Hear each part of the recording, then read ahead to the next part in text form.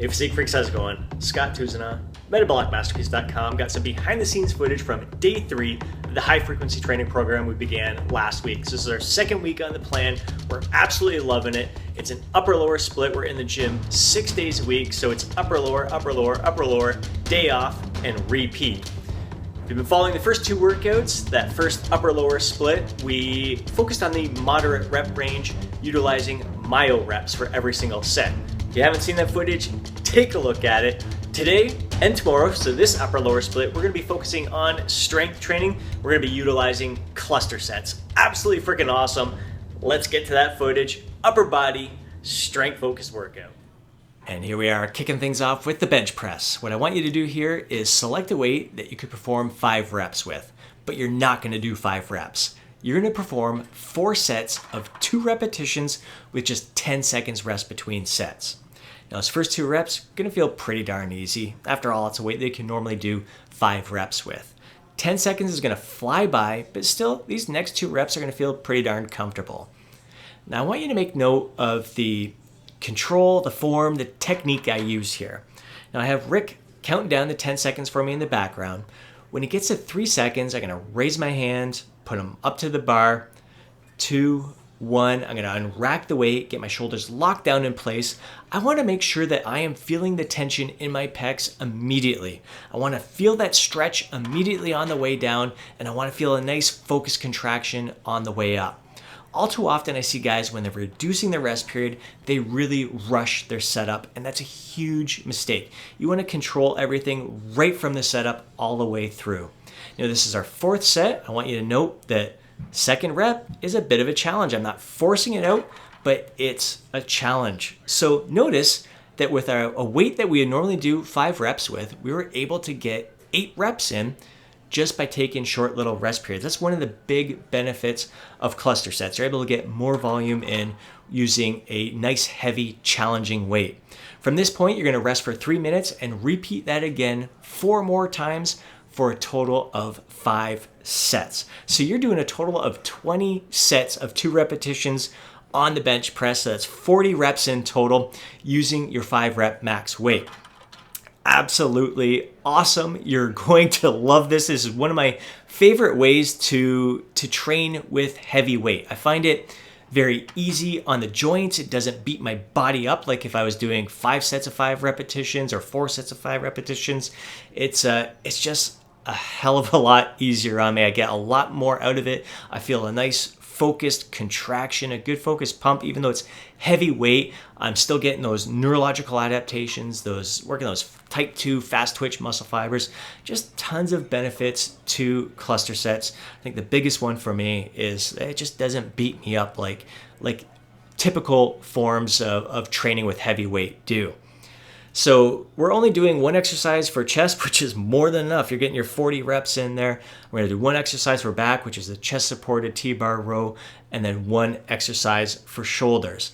Again, only 40 reps here per body part, but we are doing an upper lower split where you're in the gym 6 days a week, training each muscle 3 times per week. So managing that volume per workout is really key. You don't wanna be beating yourself up. This heavy lifting is meant to work synergistically with the moderate reps that we did earlier in the week, and we're gonna do some higher reps at the end of the week. So with everything, we're doing the 4 sets of 2 repetitions with just 10 seconds rest between sets. And we're gonna repeat that for a total of 5 sets. So 5 rounds, 20 sets in total for each body part, each exercise, 40 reps in total there. We got Rick kicking some butt here. Looking solid, looking strong, looking detailed. 53 years old and raising the bar high for me. Love training with him. Really inspires the hell out of me. Look at him, he's gonna lock down in place. Just nice, solid, strict form here. And that's the other beauty of doing these cluster sets. Like every rep is a quality rep. It's just nice, focused control, but again, really important that you're not rushing it right at the bottom. You really want to get yourself nice and set, feel the tension in the muscle, engage it, and then contract it. And it just, I'm telling you, man, it's a lot of fun. I can't wait to hear your feedback if this is the first time you've ever done cluster sets. If you've done cluster sets before, I would love to hear your experiences with it. I'm telling you, it's definitely my favorite way to train heavy, especially here as an experienced lifter who's in this for the long term, the long haul here. So I mentioned Rick is 53, and this is his son, Joel, who is 15. And look at the level of leanness and shreds that he's got going on here. Lots of vascularity. He's just been kicking butt. He's been working out for about 2 years, really serious in the past year. Really, you see the real benefits of starting right out of the gates with good, proper form and control. He's really been able to kind of master these techniques, and he's gotten strong really fast. He's really lifting pretty darn close to the same weight that we are here on this chest supported row, and he's doing it with excellent form, excellent control. Just love seeing the details, love seeing the muscle here. He's building a solid foundation. I couldn't be more proud of him. It's just really fun to watch him grow and evolve in the gym. Just an absolute blast. So next up, we're moving on to the trap bar overhead press. And this is the same weight we used last week. And today, I don't know, I just felt extra strong on this. So I'm going to be interested to see how much I can push next week, how much heavier I can go. It may be wise for me just to bump it up 5 pounds. I think we're going to bump up the bench press by 5 pounds as well. So here we got 120 pounds on the bar. I may do 125. Actually, I'm probably leaning more towards 130 pounds for the overhead press here. Bench press, we're doing 205. I think we're going to add just 5 pounds, so 2.5 on each side should be a good challenge for us next week. Now, I want you to make note of my form right at the bottom here. I'm not just yanking that weight up off the bar. I'm not just pushing it up there. I get my hands on it, and I gently push up against the bar so I feel the tension in my shoulders, and then I move the weight up there. Too often I just see people bam, crank it right off the rack, and really I find that the jarring movement on the shoulders, that's not good for your joints and tendons as well. You want to really make sure that you're engaging the muscle before you lift the weight.